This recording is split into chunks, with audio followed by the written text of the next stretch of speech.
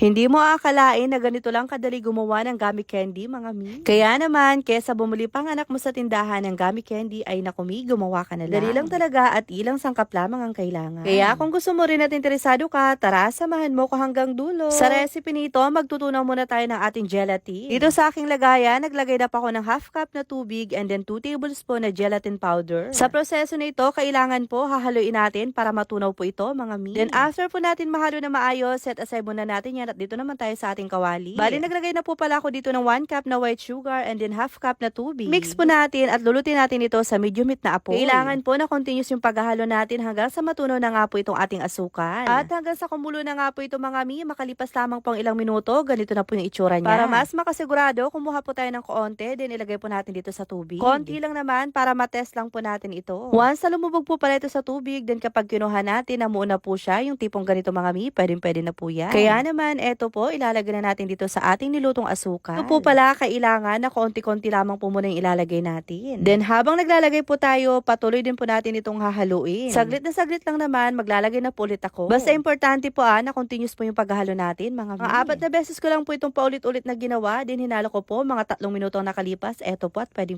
na. Tipong ganito, mga mi, yung wala na pong bubble sa ibabaw niya. Kaya naman po, eto nga at maglalagay na ako dito sa aking paglalagyan. Bale, maglalagay po pala ako dito ng flavor. Pero kung wala kayong food flavoring po, pwede naman kahit hindi na kayo maglagay, kahit food color na lang. Sa recipe nito, naglagay pa ako ng melon flavor para mas masarap at mas mabango. Hindi ko na po pala naipakita na isalin ko po ito sa microwavable na lagayan. Lagayan po ng leche plan, then saka ko po ito inilagay sa freezer na mga 30 minutes. Once na makita nyo po na nag-set na, pwede na po natin itong tanggalin sa ating microwavable na lagayan. Then saka po natin ito hiwain ng naayon sa gusto natin, mga mi. Bakit ko na rin po pala, mas okay po na hulmay natin ito sa plastic na lagayan. Kung sa babasagin naman po kasi natin ilalagay, medyo mahihirapan po tayo sa pagtanggal. Hindi katulad po kapag plastic yung pinaglagyan natin, hindi na po tayo mahihirapan. Bakit ko na rin po pala, maglagay ko ng cooking oil sa kamay nyo kapag tinanggal nyo po ito sa kanyang pinagulmahan, mga mi. Kasi medyo malagkit po ito para hindi na lang din kayo malagkitan. Nang mahiwa ko po pala ito, nilagyan ko lamang ito ng asukal at eto nga po yung itsura nila. Din po pala akong nilagyan ng food color po na color green. Meron po sanang kulay pula ito, mga mi, kaya lang napalpak na ilagay ko po kasi siya sa babasagin. Kaya nung tinatanggal ko na, medyo nahirapan na po ako kaya pinabayaan ko na. O ayan, mga mi, kesa bumuli pa yung anak nyo sa tindahan ng gummy candy, kayo na lang gumawa. Makakasigurado pa kayo na malinis ang kinakain ng mga anak nyo. Ako, naglalaro na nga po ako nitong paborito kong nilalaro. Nag-cashin nga ako ng 200 para meron akong puhunan at meron pa akong nakuhang 50 na free coins. At alam nyo ba, mga mi, sineswerte nga ako ngayong araw dahil eto nga at naka-jackpot ako dito sa color game. 10 pesos nga po yung taya ko bawat kulay, pero tingnan nyo naman, mga mi, at nanalo nga ako ng jackpot ng 1,500. Yes, mga mi, legit na legit po, nanalo ko ng